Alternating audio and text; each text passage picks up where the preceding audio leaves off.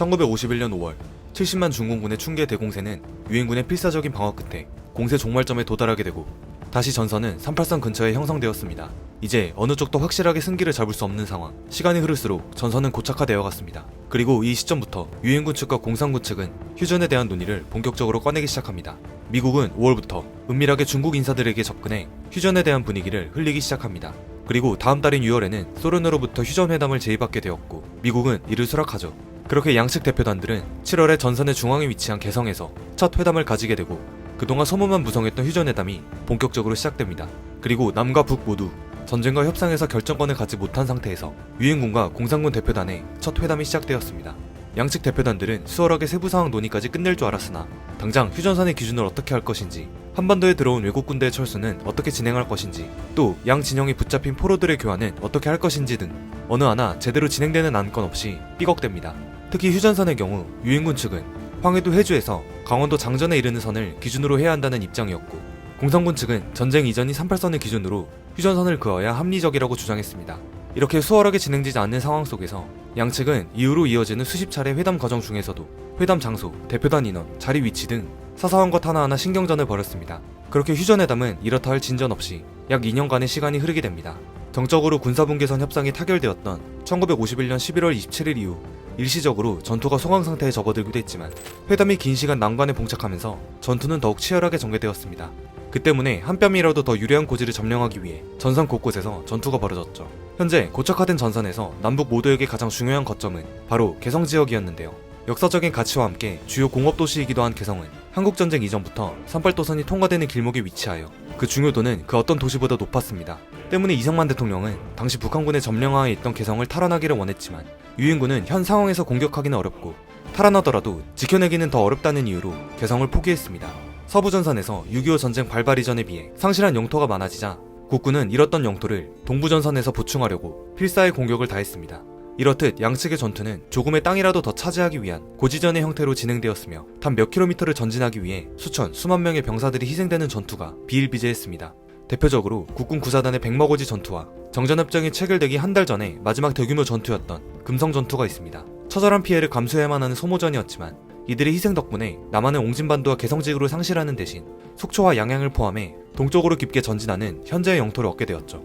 한편 기나긴 휴전회담 중 가장 협의가 어려운 부분이 있었으니 바로 포로 교환에 대한 문제였습니다. 공산권과 자유진영 양측은 포로 교환 문제를 두고 첨예하게 대립했는데 공산군 측은 붙잡힌 포로들을 모두 원래 국적을 가진 나라에게 일괄적으로 송환시키자는 자동 송환을 주장했고 유엔군 측은 포로들 개개인이 송환을 원하는 국가로 보내주자는 자유송환을 주장했습니다. 당시 양측 포로의 상황을 잠시 설명하자면 북한군은 전선에서 붙잡은 국군과 유엔군 포로들을 압록강 근처의 발전소까지 이동시켜서 이들을 관리했는데 어떠한 이동수단 없이 모두 행군으로 이동시키는 바람에 수많은 유엔군 포로들이 행군 도중 죽었습니다. 남한 측은 거제도에 포로 수용소를 설치해 북한군과 중공군 포로들을 관리했습니다. 하지만 전쟁이 장기화되면서 수용된 포로들의 수가 17만 명이나 되었고 그중 상당수는 다시 본국으로 송환되기를 원치 않았기 때문에 유엔군은 골머리를 앓게 되죠. 심지어 중공군 포로들도 모두 같은 중공군이 아닌 원래 장개석의 국민당 출신이었다가 중공군으로 강제 편입되어 참전한 병사들도 있었습니다. 이러한 국민당 출신 포로들은 석방 후 중국이 아닌 대만으로 송환되기를 원했습니다. 이렇게 각자 사상이 다른 17만 명의 장정들이 모여있는 거제도 포로 수용소의 분위기는 그야말로 언제 터질지 모르는 시한폭탄이었습니다. 그러는 와중에 포로 수용소 내에도 송환 문제로 논의 중이라는 소식이 퍼지면서 수용소 내 군인들이 동요하기 시작했고 침공포로와 방공포로들이 서로 죽고 죽이는 폭력 사태도 발생하게 됩니다. 급기야 1952년 5월 7일에는 침공포로들이 폭동을 일으켜 거제도 포로 수용소장인 도드 장군을 납치하는 사태까지 일어나죠. 침공포로들은 소장을 납치하여 자유송환 주장을 중단할 것을 요구하면서 살해 위협까지 불사합니다. 이에 후임으로 부임한 신임 포로 수용소장이 각서까지 쓰는 굴욕을 당하면서 도드 소장을 빼내왔고 이 일로 인해 미군의 위신이 크게 떨어졌습니다. 그리고 이 사건 이후 유엔군은 포로 수용소에 공수부대를 투입해 폭동을 일으킨 침공포로들을 강력하게 응징합니다. 한편 비슷한 시기 미국에서는 대선이 한창이었습니다. 2차 대전을 승리로 이끈 전쟁 영웅인 드와이트 아이젠하워와 스티븐슨이 대권을 두고 경쟁하고 있었죠. 당시 미국 국민들은 부상하는 소련의 위협으로 인해 전쟁을 반대하는 여론이 강했고 아이젠하워는 이러한 국민 정서를 대변해 한국에서의 전쟁 종료를 공약으로 삼아 선거운동을 했습니다. 아이젠하워의 공약은 성공했고 그는 미국 제34대 대통령으로 당선됩니다. 취임 이후 한국전쟁을 종결하겠다는 공약을 지키기 위해 아이젠하워는 1952년 말 한국을 처음 방문하는데 이때 당시 100만 명의 인파가 몰릴 정도로 열렬한 환대를 받습니다. 그리고 다음 해인 1953년 3월 5일에는 공산권의 수장인 이오시프 스탈린이 사망하면서 약 6개월간 무기한 휴회 중이던 휴전회담이 급물살을 타기 시작합니다. 애초에 스탈린의 지령으로 인해 질질 끌었던 회담이었던 만큼 방해자가 사라졌으니 이번에는 공산 측도 적극적으로 협상에 임하기 시작합니다. 협상의 세부 내용들이 수월하게 타결이 되고 의제 중에서 가장 큰 걸림돌이었던 포로 교환 문제까지도 최종적으로 타결되었습니다. 포로 교환의 내용은 송환 희망자는 판문점에서 송환되고 송환 거부자는 자유의사에 따라 행선지를 결정하도록 되었죠. 이제 양측은 정전협정에 서명만을 남겨두고 있었습니다. 하지만 그때 예상치 못한 사건이 터집니다.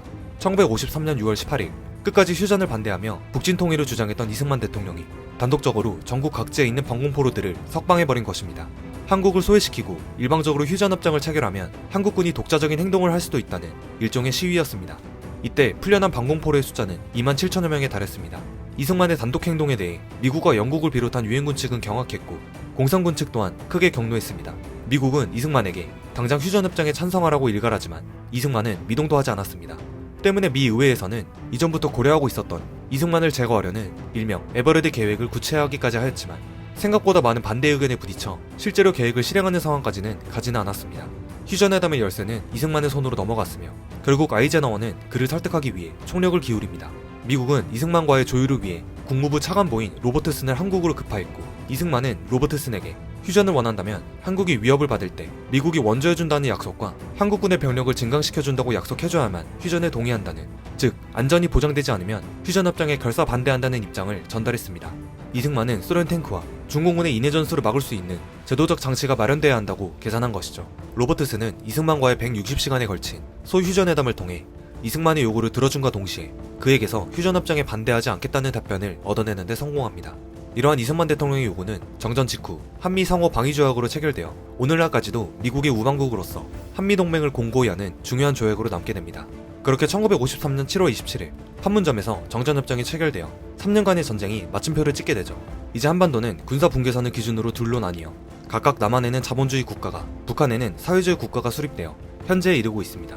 6.25 전쟁이라는 3년간의 전쟁으로 인해 한반도는 폐허가 되었습니다. 남측에서는 한국군 62만여 명, 유엔군 15만여 명 등 총 77만여 명의 인명피해가 있었고 북측에서는 북한군 80만 명, 중공군은 97만여 명이 죽거나 부상, 실종, 포로가 된 것으로 추정됩니다. 민간인 인명피해도 남한에서만 99만여 명이 되고 북한 지역 민간인 피해는 119만여 명이나 된다고 합니다.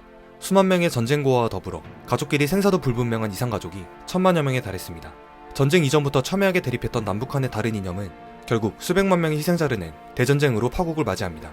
특히 미군은 유엔군 지상군의 50.3%, 해군의 85.9%, 공군의 93.4%를 담당하면서 6.25 전쟁 당시 가장 큰 역할을 해주었는데요. 트루먼 대통령은 평생 자신이 내린 결정 가운데 6.25 전쟁 참전이 가장 어려운 결정이었다고 회고했습니다. 트루먼 대통령은 이름도 알려지지 않는 작은 나라를 돕겠다는 결정으로 수많은 인명피해와 정치적 대가를 치러야 했지만 70년이 지난 지금 트루먼 대통령의 결정으로 공산주의로부터 자유민주주의를 지켜낸 영웅으로 남아있습니다. 여담으로 정전 직후 남북한에 억류된 포로들은 기본적으로 본인이 원하는 국가로 송환이 되는데 어떤 포로들은 남북한 어디에도 가고 싶지 않다는 의견을 내보이기도 했습니다. 그들은 더 이상 이념으로 인해 참혹한 전쟁에 휘말리고 싶지 않다, 혼자 살더라도 평화롭게 살고 싶다라고 말하며 제3국으로 송환되기를 원했죠. 그렇게 남북한 어디에도 돌아가고 싶지 않았던 이들은 당시 포로 교환을 담당하고 있던 중재국 인도군의 함선에 실려 인도로 송환됩니다. 고향과 가족을 모두 버리고 아무런 연고도 없는 제3국을 선택해야만 했던 이들이 바로 6.25 전쟁을 대변하는 상처가 아닐까요? 올해는 정전 70주년이자 한미동맹 70주년이 되는 해입니다. 70년 전 북한의 도발을 막고 한반도의 안전보장을 위해 시작된 한국과 미국의 동맹은 현재 안보동맹을 넘어서 미래첨단 과학기술 분야까지 포함한 포괄적 전략동맹으로 발전하고 있습니다. 이는 대한민국의 민주화와 경제발전을 견인하는 역할을 수행해왔죠. 마지막으로 이 나라를 지키기 위해 목숨을 바쳐 싸운 국군 참전용사들과 이름도 모르는 낯선 나라를 위해 기꺼이 달려오신 모든 유엔군 장병들에게 이 영상을 바칩니다.